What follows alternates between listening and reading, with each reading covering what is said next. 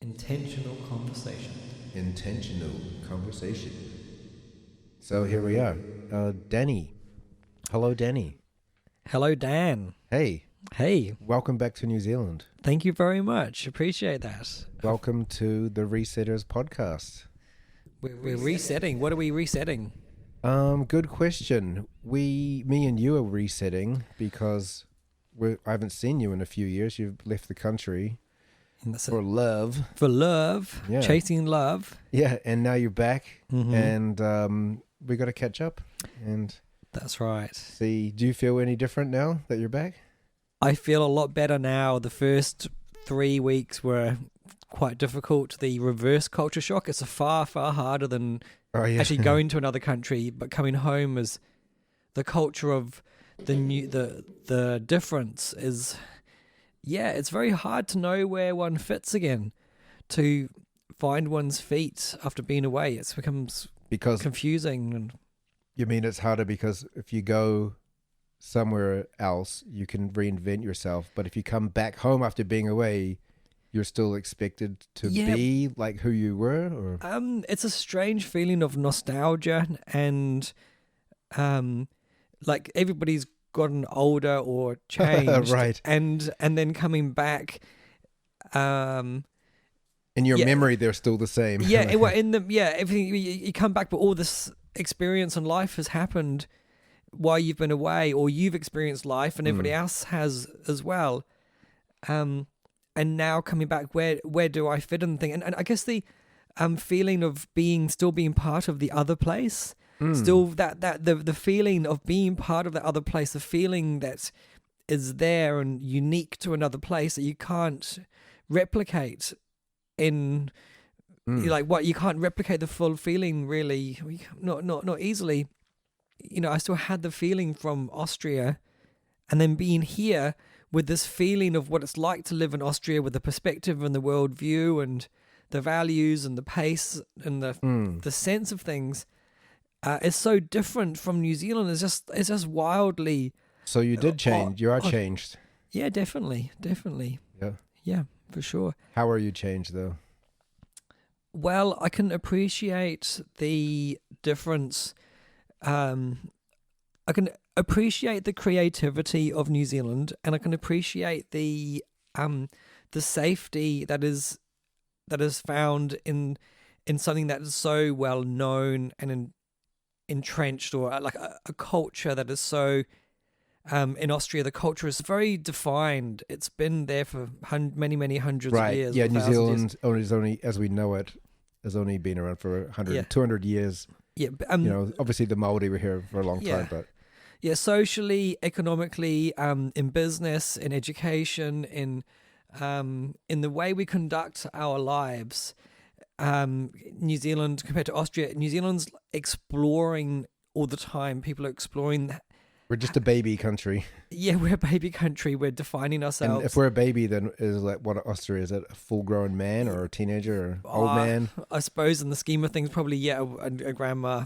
Oh, really? Yeah, but older than Austria would be like China or somewhere. Yeah, wow. Okay, So like yeah, China's like a great grandma. yeah. Oh, yeah. Great grandma. I mean, Austria actually has only really been in existence in any reasonable thing for like 800-900 years. So it's actually not that old.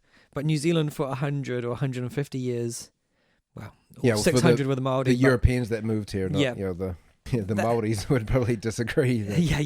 I mean, the Māori culture feels very deep. You know, it feels like there's a lot of substance there.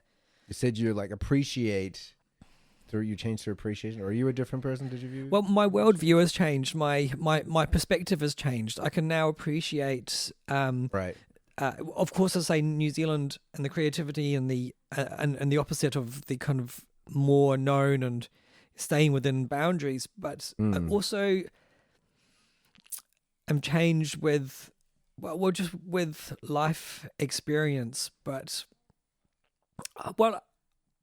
the good thing about being in a relationship is that you learn about yourself, when you're normally challenged. Personal things are challenged, and that is that's huge. So that's how I've changed is really trying to realize those traits of mine that are subconscious. Yeah, you moved overseas because you were in a long distance relationship. That's right. So we had met in New Zealand, and she went back to Austria, and we stayed She in was contact. just here on holiday or something. She was on holiday, yep. And then she went back How'd to you meet? couch surfing. Oh, she surfed on your couch. She was surfed on. Well, no, she just coming to stay with her friend. They needed somewhere to stay, and we just it just worked out that we were going to end up going to a festival together, and yeah. I mean, we could frame the story in all different ways, but could we really? Oh yeah. Why? What? I thought, isn't there only one truth? Or? I think you can sort of look at something from all different angles and choose the story which you decide you like the most. Okay, give me an example. What are you trying to say? The other story is that it was a pity fuck, and because I'd just broken up with my girlfriend at the time, she came over to the house. I was crying and super upset. And then Moni was there, and she felt sorry for me, But as a pity fuck, really? Did you think? Do you think she actually went like that guy really needs to fuck? We joke about it, and she's like, yeah, it was pity. But we like to tell that story. Okay, yeah, it's kind of fun. I see what you mean now by the framing. So the other way you say it is like it was love at first sight, and yeah, I mean, she was cute, she's hot, and yeah, it was really fun. Yeah, the other way to frame it is that you gave her a pity fuck. She like, really? Oh, she gave me a pity fuck. yeah, I know. Let's call it a pity fuck. And which made it so much more intense because you're like, you're heartbroken and you're heartbroken. I mean, it was terrible. So then when she leaves New Zealand, you're like, oh my God, I'm fucking in love with her. Well, I miss her so I much. was, that was the obvious trap that I was not going to go into. And I was, it was very clear. I was very clear. There's no way I'm entering into a relationship now. I have to process. There's no way. And I mean, we stayed in contact, but how long had you been in your last relationship? 4 years. Right. And so what was your process window? What do you think? How long you had to? It took me 6 months to come to a good. I felt like I was through the darkness. Right. Yeah. Maybe 3 months for the extreme darkness, and then another 3 months to really sort of try and work through the last of the kind of letting go. And when did you meet this new girl during those 6 months of darkness? I met her about. It was hours within. Oh, really? You just broken. Oh, wow. Yeah, and then amazing. they came over, and then I was crying. Like, and thank you, God.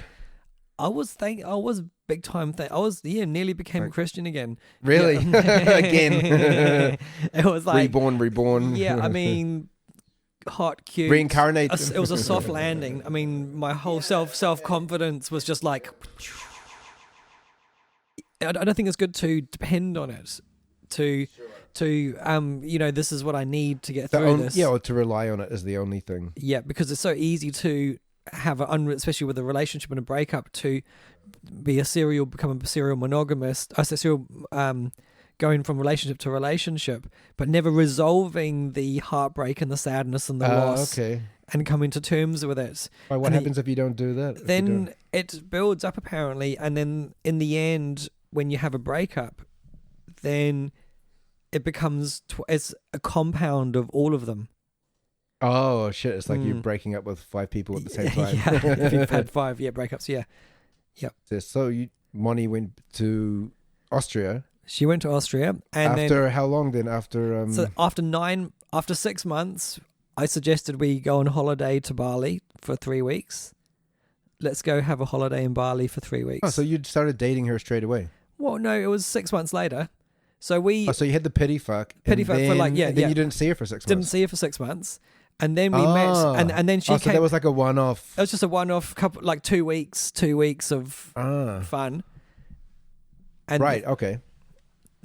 And then you didn't see her for 6 months. Yeah, I didn't see her for 6 months. I mean, we stayed in contact, but I was processing my right. Yeah, you wanted to. Yeah. So you had to go through that dark phase by yourself. Yeah, I had to do it myself. I couldn't depend on her for that sort of thing. That's the thing that sucks about when people got depression. you want to help them, but everybody just has to go through it by themselves. You can't. There's no magic words or magic cure. There's that journey. You have to go through it. Yeah, I mean, it's lovely when people are there to hold space where you can, where you can be there and be sad or reflect and talk about it, and people are going to listen and understand and let you go through that process. But they can't take that process for you. I mean, it's for me, it's very important to be able to talk to people about it. But right. So after 6 months, you came out of the funk, and you're like, "Whoa, that was weird. I need a holiday in Bali. Maybe I should call." Yeah, Bonnie. I mean, it was like a fleeting idea. I could at the time. I had the space, and I could financially manage it. So, and we were in contact, and we'd had this amazing time together. So it made sense to, have like live this sort of dream fantasy together for 3 weeks in Bali. I mean, I don't regret doing that in my life. I went and met her parents as well in the place she lived, because she lives with her parents. This is quite common in Austria. And with the grandparents and parents were living in the same house, and the daughters and kids often as well. And then we stayed in Austria for 3 months. Whoa, that's crazy. To think that, like, you could stay in the parents' house. I could imagine, like, my parents being like, "What the fuck? No, you can't bring," or anyone's parents, like, "You can't bring your boyfriend here." So you just met them, and you're like, "Hey, I'm gonna live in your house for the next 3 months." Yeah, well, we asked them first, but but they hadn't met you yet. No, it was the nerves of meeting, like. He's moving in. Can my boyfriend move in? Like, he's a pretty cool guy. She'd never had a boyfriend before. He's met this guy. That's pretty open-minded, eh? Never had a boyfriend before.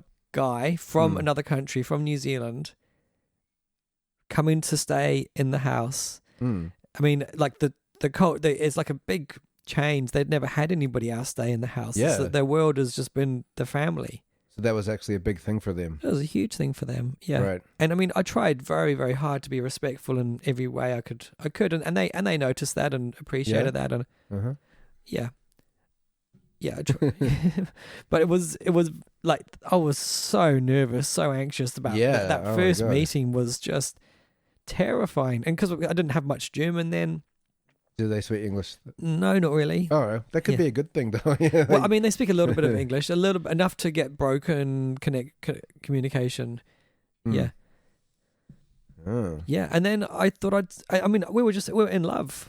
We were totally in love, and we actually still are. But we were in love, and I had to come back. I wanted to come back to New Zealand to sort out my life in New Zealand and pack away my things. You're in love now, but you kind of broke up now. Yeah, well, now we've broken up. I mean, I came back to New Zealand, and then COVID hit, so I was going to come back to New Zealand for 3 months and then go back to Austria. But I came back to New Zealand for 3 months, and COVID hit. After spending 3 months with the parents. That's right, after spending 3 months with the parents. And then COVID hit, so I had to stay here for another 9 months. Oh, 9 months. Yeah, because the flights were gone. But that's when you really experienced long distance relationship. That was a long distance. That was like 9 months of long distance relationship. Damn. Yeah, that's not much fun. I mean, after like 5 months, I was like, nah, I don't want to do this anymore. This is just like, we got our lives to live. Let's live our lives. I mean, we can't just hold on forever like this. But then the flights opened up. Were you trying? But like, getting back to like long distance relationship. Yeah. So did you like settle on rules and stuff for that? Like, you got a video call each day, and. Well, I wanted to touch base every day. I'm more kind of anxious in my attachment style, so I like to know what's happening and be in touch and have that close contact and know that she is there and express that I'm there for her emotionally. I don't want to be in a relationship if we were seeing other people. Okay. I wasn't. Yeah. No, that's not really my style. I'm not if I'm going to be emotionally involved. Because that's hard. Or hard to be with somebody if you're emotionally involved and they're seeing somebody else, or hard to be in a long distance relationship and not see anybody else. Yeah, not see anybody else because you're effectively alone. Yeah.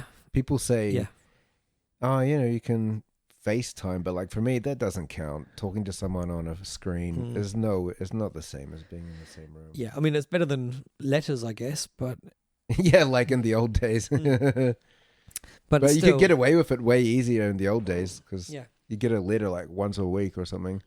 They got no way to call you up, and yeah. people must have been cheating more in the old days. I don't perhaps. know. But I mean, that's just not my style. I don't want to be in an open. You're not. Yeah, you're a serial monogamist. I don't know about a serial monogamous, but I just have. I feel secure when I'm in a monogamous when I know that person's not seeing somebody else. Right. Yeah, because you're afraid they're going to fall in love with someone else. Yeah. or- Yeah, for sure. Yeah. Yeah. Even if they say that they're not, I That think that was my problem. I had a long distance relationship many years ago. yeah. And then this woman, she had to go to a different country because she had a visa there that was going to expire. And if she went and worked there, then it got she like another 10 years, and I couldn't go there. But I don't know. I thought we could make it work because we loved each other. But then eventually, it's like the phone calls start getting more, infrequent. Okay. And then you need real human connection. So going out meeting other people, and then they were in a different country. I could visit them once every 6 weeks or whatever if I flew there. But in the end, I was like, oh, I'm such an asshole. You felt guilty about it? Yeah, I felt real guilty because then I was like starting to fall in love with someone else. But we had this long distance relationship. Yeah, We're will it be hanging committed on?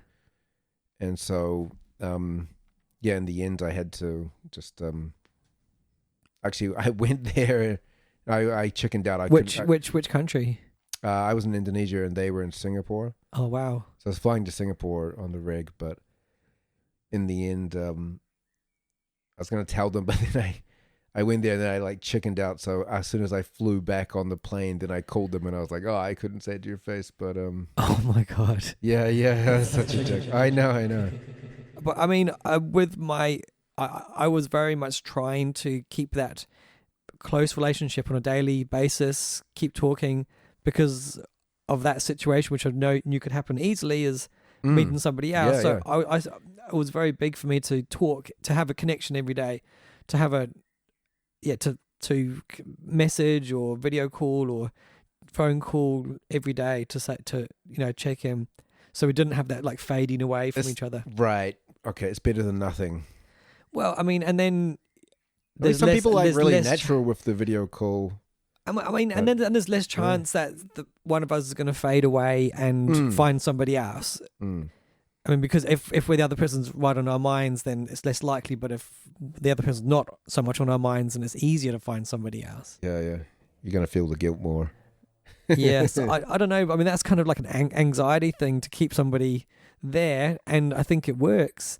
But I don't know if it's particularly... It's not much fun being that sort of personality. Yeah, my dad, after he broke up with my mum, I think he was kind of... You call like a codependent person. With his mum? No. So with your mum? Yeah. No, I mean, a codependent person, what I mean by that definition is someone who needs to be in a relationship. Yeah, well, it fulfills a lot of needs. Yeah, so... Not a lot of natural needs. Yeah, so after he broke up with my mum, I think he was like, went straight into... He met this woman, luckily it still worked out with married to them, but when I was talking to him about a long distance relationship, he said, you'll soon figure out whether it's going to work out or not, because it's a fucking pain in the ass, Yeah. having to travel. And if you're actually willing to, wait all that time and travel all that distance, if they're worth it, then you'll know, and you'll be like, oh man, I fucking love this person, and I'm gonna do all these things. I'm gonna wait. I'm gonna make it happen. Or pretty quickly you'll be like, fuck this. I'm not dating someone who lives 6,000 kilometers or 600 kilometers away. Like it's a good kind of litmus test to see whether you really, how much do you love them, Yeah, well, I mean, we both passed that test. We're both willing to give it a go. I had more to lose, though. She's got less to lose because she's still young.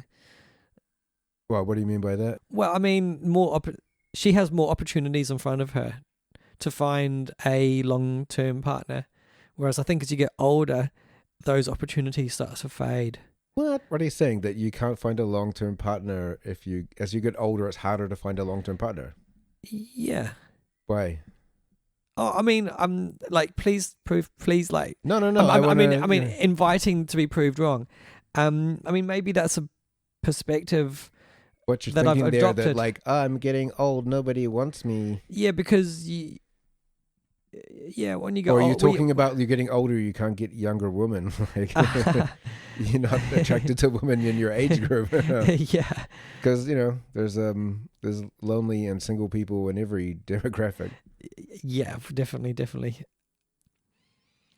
I'm kind of looking forward to going to the in the old people's homes, like, Yeah. because the guys die first, so there'll be like all these single ladies in their 80s, and I'll be like in my 90s or 80s, be like, hey, I heard your husband just died. You want to go out for a coffee? That's cool. Yeah. But what do you mean by that? I don't know. I've sort of told myself this narrative that it's harder, and yeah, I mean, just hearing your question, it makes me think maybe that's not true. I mean, you just don't go because for you want to settle down and have kids or something. Yeah. There's this time clock. A body clock, and there's a clock for men too. Yeah, that's what I mean. Sperm decreases in quality over time. Yeah, and you've got more chance of there being like problems like Down syndrome or stuff like that. Yeah, definitely. So that's what you're talking about. So yeah, your body clock is ticking as for women and for men. So I think as you're getting older, then the opportunity to start a family is decreasing. You can freeze your sperm though. Oh, okay. Yes, of course. Yeah. Mm-hmm.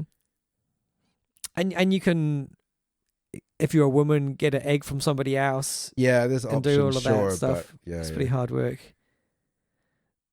Yeah. I mean, I wonder how much I've got that in my mind, and how much of it's actually true. It's harder to find a long-term partner when you get older. I don't think so. You don't think so? I like that. Yeah, no way. Mm-hmm. Maybe it's even easier. Brilliant. You know what Brilliant. you're looking for. Love hearing this. Yeah, but of course, not to have a family and stuff, but yeah.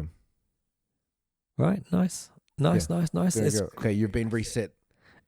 I mean, I'm like drinking up a new perspective. I think it's great. Mm-hmm. Where were we? Long distance relationship. Very hard. I wouldn't Would recommend you do it again though?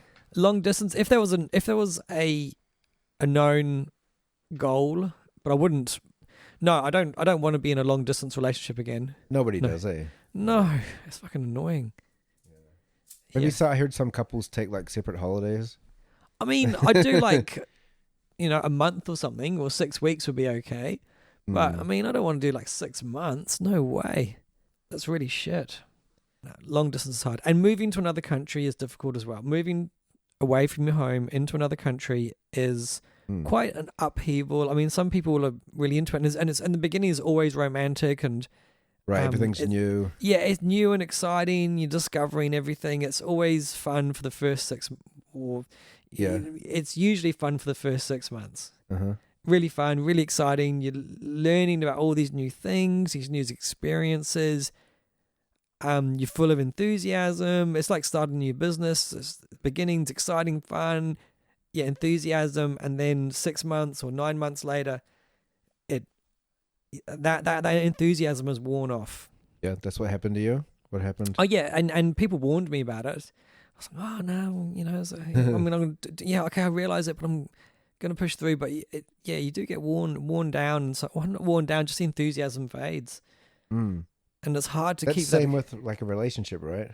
Yeah, but I don't know. Like, surely there's a way to keep it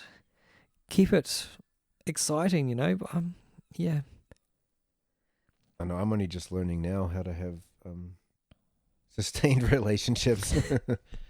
What happened anyway with this when you moved there? So you moved there. Well, moved there and discovered this whole new culture that I had absolutely no experience of. Like hidden away in the mountains with Trinky Tinkerbells and skipping in the meadows and snow and pretty utopia. Yeah, it is utopian. It's beautiful and it's idyllic and perfect in so many ways, and yet well, it's perfect on the surface, but Right. people are still people underneath. Yeah, I just watched. Do you remember that movie Demolition Man with Wesley Snipes and No. Sylvester Stallone? Well, he gets like frozen, but in the future, it's like utopian future, which is funny because a utopian future is actually a dystopia because it's so fucking boring. Oh, it's so boring. Yeah, because everyone's like living in peace and harmony. And there's no conflict. Like you need conflict and struggle to find meaning as a human. So yeah, it seems that way, right? that's why like 99.9% of all like science fiction movies are set in like a dystopian future, you know, post-apocalyptic world. Yeah, not in a super nice, awesome, lovely, nobody wants to watch peaceful a movie with no conflict or hear a story where... Yeah. So we need some sort of purpose, some sort of drive, some difficulties to bond us together, maybe. Maybe. Yeah. Let's say like some people in countries that you may look at a photo and be like, oh, that looks like it would be terrible to live there. It's very underdeveloped and blah, blah, blah. But then they do like the happiness scale index of that country, and they're way happier than they are in places maybe like you talked about in Austria. I mean, even though it was very nice and perfect, it became very boring. Right. Yeah. I mean, it was COVID times, so there was lockdowns and stuff and restrictions. I mean, there was fun, interesting things to do, but quite limited, really. And of course, living in parents' house, really wanting to respect their space and place, it's very hard to sort of be free. And my mum used to get me really good with I grew up in a very quiet, boring small town, and always complained to mum that we were bored, but she always just said, only boring people get bored. Yeah. That was good though, because we were like actually forced us to take ownership of that and be like, well, what can we do to... I mean, I was never bored. I don't get bored because I've got so many things that I think interesting and books I can read and interest to delve into. There's so much going on. But when in your surroundings does make a difference. And if your surroundings are sort of don't share those interests, or those interests are seen as kind of odd, or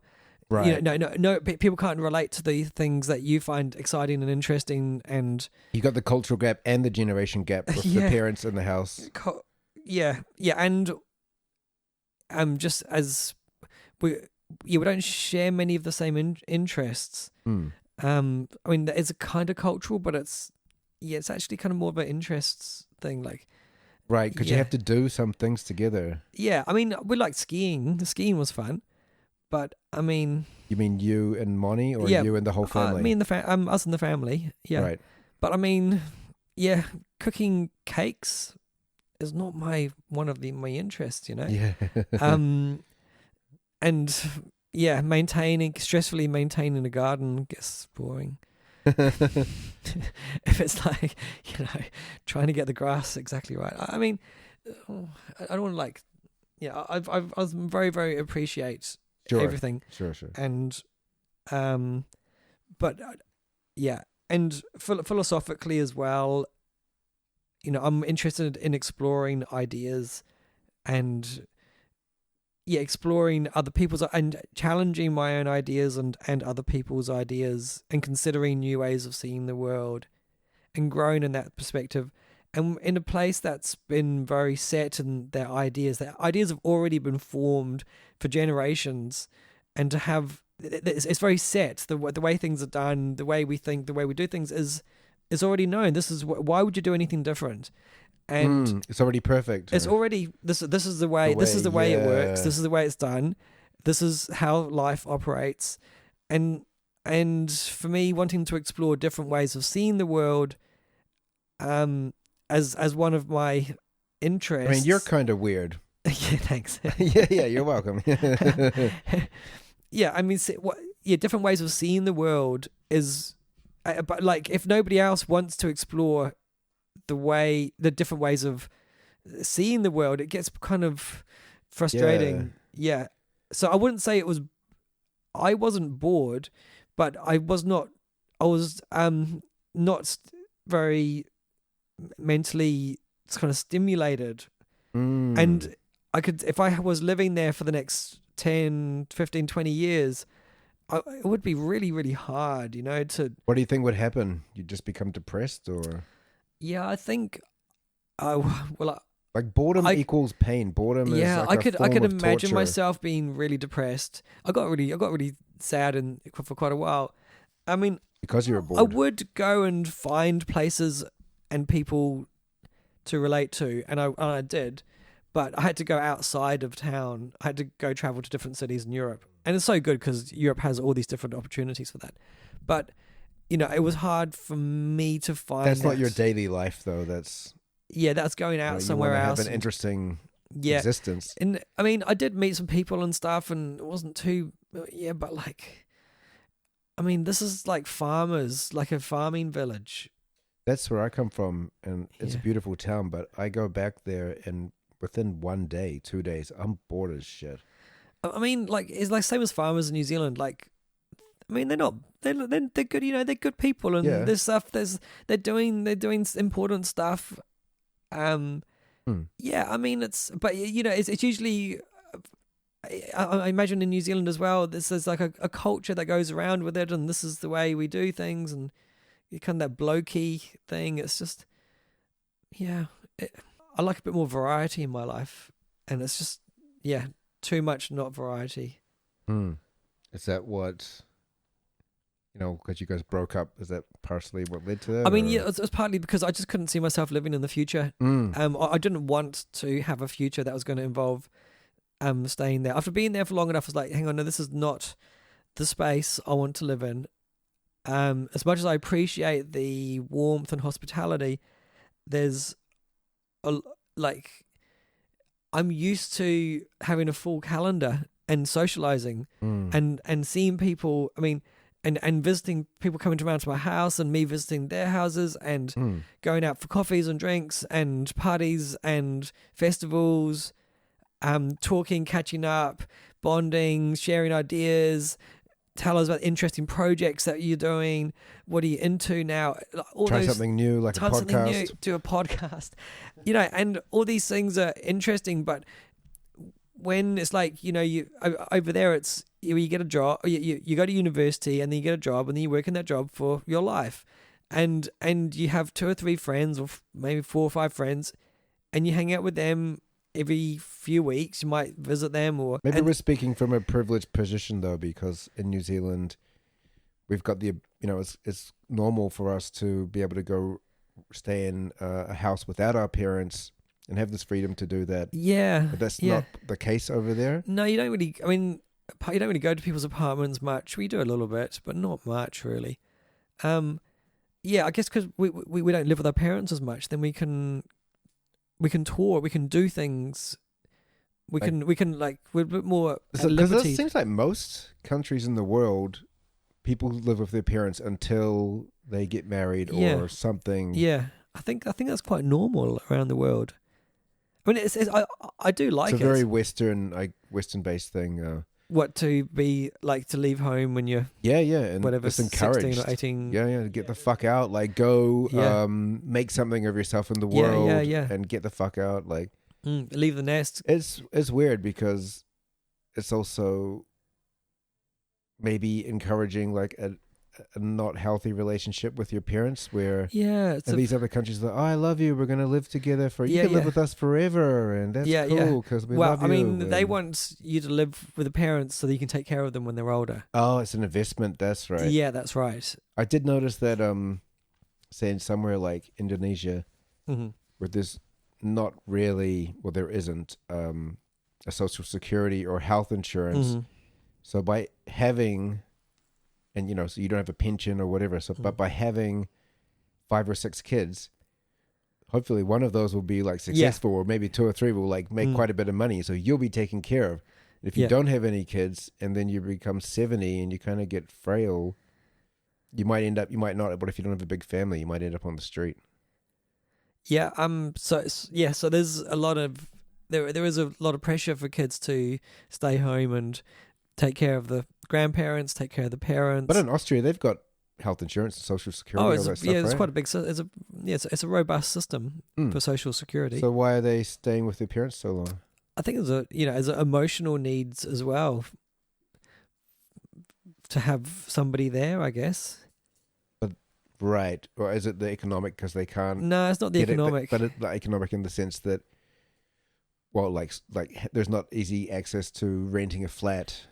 Oh, well, living at home With as your well. friends. If you're living at home's a lot cheaper than, Sure. well, it depends if your parents charging you rent, but it's a lot cheaper than going renting or getting your own apartment. So it's a huge, it's a big cost. So you're at a financial advantage living with your parents. Yeah, I don't want to do it myself, but that's probably because I'm culturally conditioned to dislike living with my parents, and by extension, dislike my parents. Yeah, I think same. Would you like to live with your mom and dad? No, not really. Why not? Well, I just like to have my own freedom to do things the way I want to do them. Do you think that maybe is hurtful to your relationship with them? Like, not just Well, you, but in general, like, Yeah, I mean, they have the same kind of perspective. So, Yeah. So, but I mean, I think That'd would be like, get the fuck out of here if you Yeah. stayed around too long. But it is interesting over there. It's like, well, I only know Moni as well. So for her, it was very, like, living at home was super comfortable, and that's all she's known. She knows how to operate, how to be comfortable and do things her way. I think she feels a lot of pressure to stay at home and not leave. Oh yeah, because of the leaving the parents is seen as abandoning them, and they're going to be super upset. right. But that's I don't think that's really fair. I don't think that's fair at all for her. Plato's allegory of the cave. No. Oh, it's like there's these guys. Maybe it's not like that, but there's these three guys who are chained up and they're watching shadows on the wall from the fire, and they think the shadows are real because their whole life they've only seen the shadows on the wall, right? And then one day, one of them gets free of the chains and goes outside the cave and sees the sunlight, and the sunlight actually hurts his eyes because it's so bright. But then he realized things are three-dimensional, and the shadow is only the shadow of the sun, the light hitting an object. So he goes back to the cave and he says to these other two guys who are still chained up, "Hey, there's another world beyond what you're seeing. It's just shadows. There's a third, dimension to this thing." And do you know what the guys in chains do? Didn't believe him? Yeah, they don't believe him. They end up beating him up or killing him, punishing him because they don't want to hear that. They don't want to hear that. Yeah, and there was I relate to that story in a big way. Yeah. So I mean, I feel like it was good for me to go there. I think it was a blessing for me to be in Austria because it brought another perspective. I think I did the right thing in leaving. I wasn't happy. Yeah, why did you leave? It was the dynamics between us, and I didn't want to have the future there as well. Yeah, you're kind of a ride or die guy. You're like, I want to be in a relationship and I want to be with that person. Well, I want to thrive in a relationship, and I know I've got tendencies to be easily become into an inferiority complex, and what do you mean? lower myself because I don't want to intimidate other people. And that's just an unknown concept over there. And if you, I think it's a can you back up? What does that mean? So I think I have tendencies from my parents to be agreeable, and even if I disagree, to it's very easy to be agreeable and go along with what other people are saying, even if I think what they're saying is wrong. Okay. And I see that in myself more and more. That's probably one of big life lessons, which I didn't really realize I had. But in the face of somebody or sort of a space where it's kind of seen as weak if you're not one of the strong men, then you're kind of seen as weak. Kind of, you have to be strong and macho to be respected. Like if you show a sign of weakness, then you'll be exploited. You need to be strong and show strength. We were talking about why you left, right? Yeah, so just the dynamics in the relationship, and I left because I felt disempowered and felt disempowered in the space. I just in the relationship with my partner, unfortunately. And I feel bad for pointing the finger at her because I think a lot of it does. I think by saying I felt that way, it's good to not be like, you made me feel like that. Yeah, but I certainly did enough accusations, of course. Doesn't it suck breaking up? Like, it never happens instantly. It's got to be like this thing that goes over time. There's people, now I've heard some celebrities saying, we had a conscious uncoupling. No, it sounds like what you really had was like some big fucking fights and rows, sessions, smashing dishes and shit. Yeah. And then eventually you realize you wanted to break up, but you didn't want everyone else to know that, because it's like a shameful thing sometimes to say like, I broke up. Yeah, so, it's not no fun. So you'd be like, no, we had a conscious uncoupling. It sounds better. I mean, if you can come to it in the end and you can be mature about it and be on good terms, great. But to get to that point, you're gonna have fights and shit. There's like, every time you fall in love with someone, you're like, this is great, but it's always gonna end shit. Yeah, like, yeah. Well, I mean, you don't break up because you like each other too much. Yeah. And I think it's really important to be able to forgive people and to work through the solvable problems. And I think the problems in the relationship, for me anyway, were solvable. The dynamics of disempowering and feeling isolated and emotionally undermined. That's how I felt. But those were things that I still believe would have been possible to fix. But it's not possible to fix the fact that we are from different countries. That's a fact. I mean, there's ways to manage it, but if she came to New Zealand, she would leave her family and home in Austria. I go there, I leave my family and home in New Zealand. We can both make homes in the new country, but it's the geography. It's not like something that can be solved through therapy. Yeah. it is a hypnotism, conditioning or something. Yeah, I mean, it's a fact. It would be the same. It works for a lot of people though.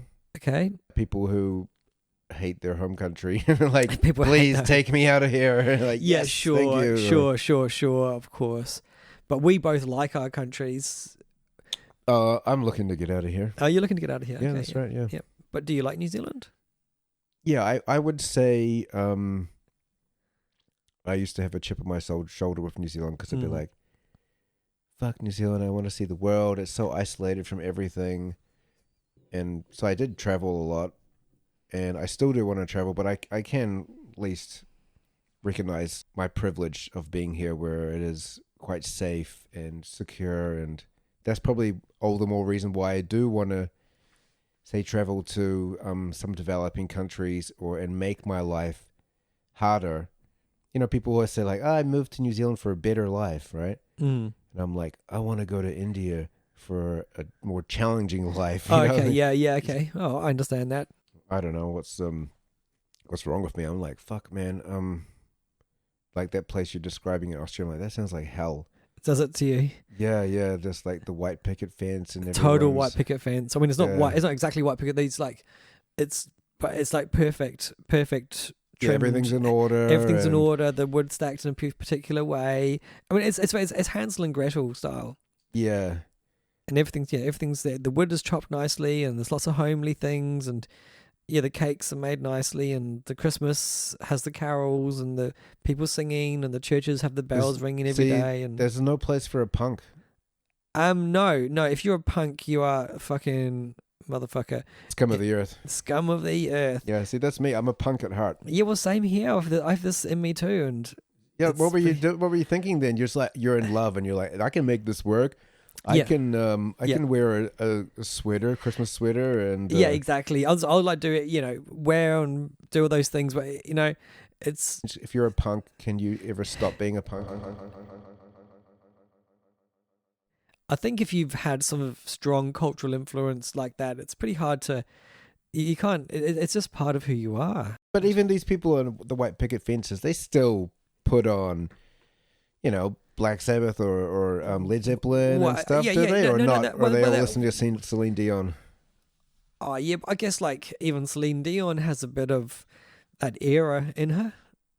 What era? We're talking Well, about like the punk and rock and roll, right? ethos. Yeah, there's What? How can you say Celine Dion's punk? no, not that she's punk, but there's some element of creative expression going on. Oh, there. okay, right, yeah, There's yeah. some soul in her music or a feeling. Yeah, but Celine Dion music's going to fit perfectly into the white picket fence Yeah. lifestyle, right? Yeah, How many Celine Dion songs can you name? none. Real? Come on, the Titanic one. Oh, it's Titanic. My Heart Will Go On. Oh God, actually, it's quite painful. Those songs, I don't really like them. Just like, yeah, people love that shit though. People love it, don't they? When the people around you in your household only listen to mainstream, fuck. Yeah. Oh, fuck, man. Like I was doing that today. I was playing, some Otoboke Beavers, this Japanese punk band, and I was listening to some King Gizzard, and I was playing it pretty Nice. loud, and I was waiting for someone to walk in and be like, "Ew, can you turn it down? This is disturbing me." And I'm just like, "Do you realize that when you play that generic top 40 shit that I don't enjoy that?" Yeah. But I bite my lip, I bite my tongue. Yeah. I don't Yeah. complain because you're not allowed to complain about Celine Dion. Yeah. So you can't really complain about mainstream stuff, but you can complain about the not mainstream stuff. It's like fuck. That mainstream stuff fucking does my fucking soul a fucking hernia. Yeah. But I don't know. It's nice having changes. I'm glad things don't always stay the same.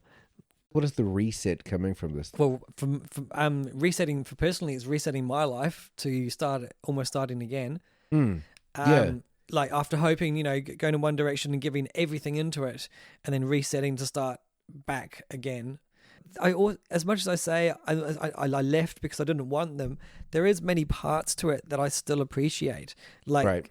there is the safety. There is something to be said for having a home Domesticity. life, domesticity. Yeah, but I just can't give everything to a small house and just living a very mundane life. And I need a bit of variety and change, but still, on the other hand, too much travel and like wildness and partiness is just. Yeah. There is a lot for that stability, and I Yeah, experienced for that, yeah. and it was amazing, and I appreciate it, but it was just a bit too small. I think I have a lot of value now for that. I really appreciate it. But I just don't want to be in a As you small get older town. too, you're like, Yeah, probably, yeah. But I think that's a good thing, and I want to encourage people to do that because there's a lot of satisfaction in that, and it can be a false pleasure to be chasing the whole lifetime for. your internal addict. Yeah, Before the internal this. addict. Yeah, chasing. There's actually settling down is satisfying in and of itself, and there's a lot of value in that. But maybe settle in a place where there's a bit of dynamic. For me, I want to be somewhere that's dynamic. That's not just static for thousands of years. Same day in, same day out. Yeah. Like and too safe, too stable. Too safe, too stable. No. It's kind of weird. So for me, Yeah. I've lived like this dynamic and it feels like pretty intense sort of a life, and then go into the complete opposite to a very safe, square, sort of rigid, small world. Did you even know what you're getting in for when you went there? Yeah, and it's just like complete polar opposite to everything I've known. But I can appreciate that. But I definitely now want an element of that because I can see the good side of it. Yeah. But I don't want it so safe with a white picket fence and confined. I want to have more. I want to spread my wings as a person. I want to express who I am and shout and scream when I want to, or debate and talk and share ideas. I don't want to be pushed down and told my ideas should be quiet about. Yeah, well. Good luck. Thanks, man. I think you, everybody Ray. would like that. Yeah. Yeah. No. Actually, no. I think many people don't want that. Many people want to just live very simple, keep things superficial, and that's fine. Yeah, well, you went to Austria for love. You tried, man. I tried. I gave it a good shot, and I know that I don't want to live there, and I wasn't happy with the relationship dynamics, and I'm just not going to tolerate those kinds of behavior in my life. What are you talking about? Well, in my point of view, it was sort of emotional abuse when you sort of undercut somebody else. So you say stuff, make comments to make the other person sound as though they're stupid. Right. When a relationship becomes toxic. Yeah, I mean, this was just a trait that But this was not in the beginning, right? This developed later? Well, I saw it in the beginning, but I was just so loved up. Ah, right. And that it was just like, rose-tinted glasses. Yeah, rose-tinted glasses. And once you take those glasses off, then it's just like, Right. Yeah. And so it's just these traits that I really don't want to have around me. They were in my partner, and I'm just not... I'll tolerate them for a short time, but in the end, I was like, no, I'm not going to I love myself way too much to allow somebody to put me down and make me into a smaller person than what I am, to cut me down and self-respect. To cut me down and control me. I have zero tolerance for that in my life. Sounds like you did have some tolerance for a while. But you're right. I certainly had 2.5 years. Yeah, I had 2.5 years. Yeah, right. So 2 years for the last. But yeah. I tolerated it for the beginning until it broke me, and then I was like, no way, mate, going to allow this. I mean, to be fair, I should have spoken up earlier and not tolerated it from the beginning.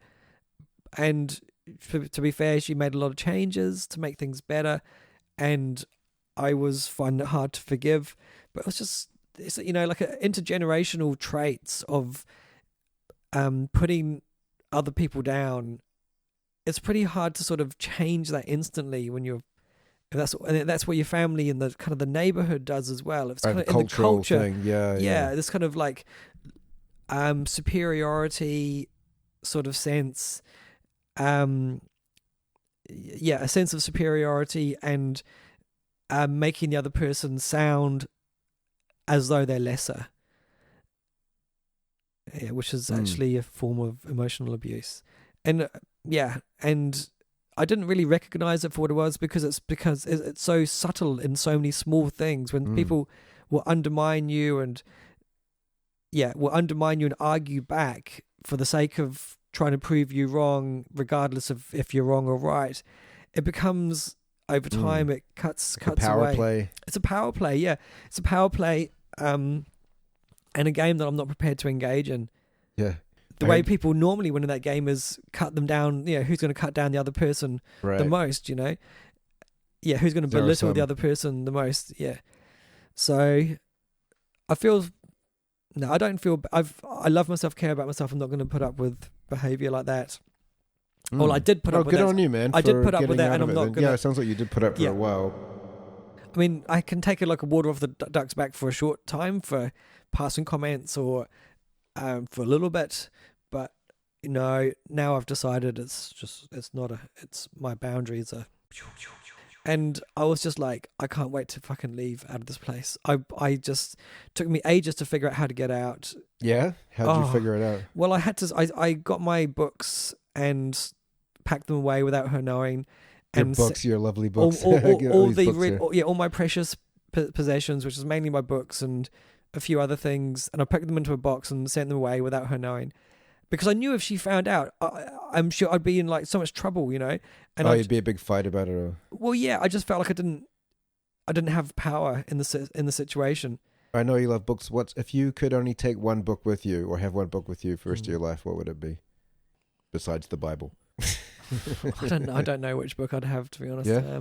Anyway, though, this was a good story. You're saying you like secretly shipped your book somewhere? Yeah, I took my belongings that all my important stuff, and I kept all the stuff that was all the bulky sort of shitty stuff that I didn't really care about. I left that all in the house. Kept that on display. Yeah, kept that all on display, and then I took all my important stuff and sent it back to New Zealand without her knowing. Did you? Oh yeah, I couldn't see any way. I felt so trapped. I couldn't tell her. She just trap me there. And I was like, she'll be able to stop me in some way. So then I shipped my important stuff away, and then I said I'd like to have a little holiday in Berlin, and then I went to Berlin, fled to Berlin, and stayed there until she was like, Danny, what's going on? All your stuff's gone, and oh my God, are you really? coming back? And I'm like, I don't, I'm just trying to make excuses because I didn't want. Oh yeah, you couldn't be straight up about it. Nah, I couldn't be straight. I wasn't being straight up about it. How I was feeling, and she had no idea how I was feeling, but I was just like, no fucking way am I going to be treated. I'm not prepared to be treated like this. But you didn't even say that. No, I didn't tell her, and because you were like beaten down. I was so beaten You're down. helpless I was or I felt helpless. I felt like a shell of a person. Right. I felt like a piece of shit. I was like, only a little bit of myself left. Oh, right. Like you said, you're like leaving yourself everywhere as you travel. But yeah, normally I like to be alive and thriving, but I was like, just felt small and. Hey, hold that thought. I gotta pee. This is the funny thing though, is that you escaped, and then you got to Germany. But then you just waited in Germany, like you could have gone back to New Zealand. I just avoided. I just tried to stay there for as long as possible. What were you doing though? You could have gone anyway. You could have gone to New Zealand, but you're just like staying there, waiting for her to be like to figure it out or something. Well, I wanted space as well to figure things out. Like, oh, you like German? You like Berlin? Yeah, I went to Berlin. It was like, and I got friends there and stuff, so it was nice. And then she persuaded me to come back and stay with her for a little while. Oh yeah. And I was like, okay, maybe we can try and make this work and stuff. And I came back and stayed for, I don't know, 2 or 3 weeks. And I was like, oh, fuck, it's going back to the way it was. Oh, yeah, right. Yeah. And then I just want to leave again. Yeah. It's going back to the way it was. And I left again. Yeah, it's intense. Sounds like you're nearly, you're lucky you came back. You could have been stuck there. I could have been stuck there and it would have been a shitty existence. Self-belief. Huh? Self-belief. I mean, yeah, to me, self-disbelief. Yeah, it's hard to spread one's. I didn't feel like I could spread my wings and be the full person that I know that I am.